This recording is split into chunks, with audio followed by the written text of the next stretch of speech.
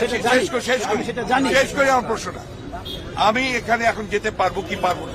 আমার প্রশ্ন, আপনার প্রশ্নটা আমি বুঝতে পেরেছি, বাট এই মুহূর্তে গতকালকে রাতে আমাদের বা বিকেল বেলা আমাদের পুলিশ সদস্যদের লক্ষ্য করে যেইভাবে বোমা নিক্ষেপ করা হয়েছে এবং পরবর্তীতে সেখানে অভিযান পরিচালনা করে যেই পরিমাণ ককটেল বোমা বা অন্যান্য দ্রব্য উদ্ধার করা হয়েছে, তো সেটি এই মুহূর্তে আমাদের একটি ঘটনাস্থল, যেটাকে আমরা বলি আমাদের আইনের ভাষায় বলি প্লেস অফ অকারেন্স।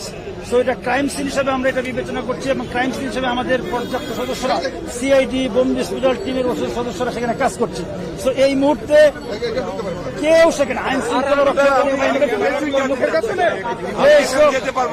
আপনি আমার সঙ্গে উত্তেজিত হবেন না। আমি উত্তেজিত নই। ক্রাইম সিনের কাজ শেষ না হওয়া পর্যন্ত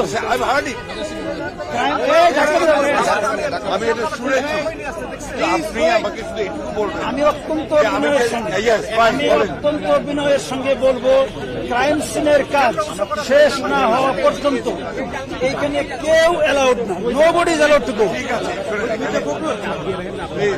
কথা বললেন আমি চিনি, সবাই আপনারা আপনার, আমি যে জানতে চাইছি আমি তো কেউ না, আমি একজন বিশিষ্ট এই দলের মহাসচিব।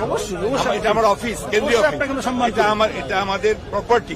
অবশ্যই আমরা অস্বীকার করছি না। আপনি শোনেন আমার কথা, আগে শোনেন। আপনি কিন্তু পলিটিক্যাল লিডারের মতো কথা বলছেন।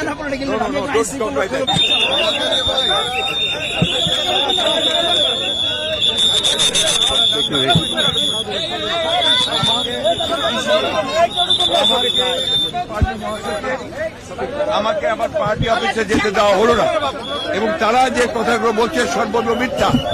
আমাদের ওখানে কোনো আপনার বিস্ফোরক ছিল না, নাথিং ওয়াজ দেয়ার, এবং তারা নিজেরা ক্যারি করেছে কালকে রাত্রে ব্যাগে করে। আপনারা সেগুলো দেখেছেন মিডিয়া করে। এখন তারা বলছে যে সবকিছু তারা দিয়েছে, আপনার কোনো বোমা আমার কেউ মানে নেই, কোথাও কেউ করে না, নবরী। এবং আমরা এটা সম্পূর্ণভাবে একটা চক্রান্ত পরিকল্পনা প্লট করে বিএনপিকে মেলাইন করার জন্য আমাদের 10 তারিখের যে শান্তিপূর্ণ সমাবেশ, সেই সমাবেশকে পুরোপুরি নস্যাৎ করে দেওয়ার জন্য এটা সরকারের হীন পরিকল্পনা, চক্রান্ত। গণতন্ত্রকে ধ্বংস করবার জন্য, মানুষের অধিকারকে ধ্বংস করার জন্য আমার রাজনৈতিক দল হিসেবে আমার নিজের অফিসে যাওয়ার যদি আপনার আমি যেতে না পারি, তাহলে কি করে একজন রাজনৈতিক দলের নেতার কর্মীরা তারা কাজ করবে?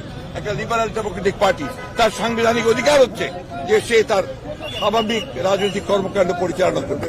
এখন একজন মহাসচিব সেটা অফিসেই যেতে না পারে, তাহলে কি অবস্থায় আপনার আছে? এই কথা বলবেন আপনারা না পারে, তাহলে এটা সম্ভব না। এখানে গণতন্ত্র তো দূরের কথা, এখানে মানুষ একটা সভ্য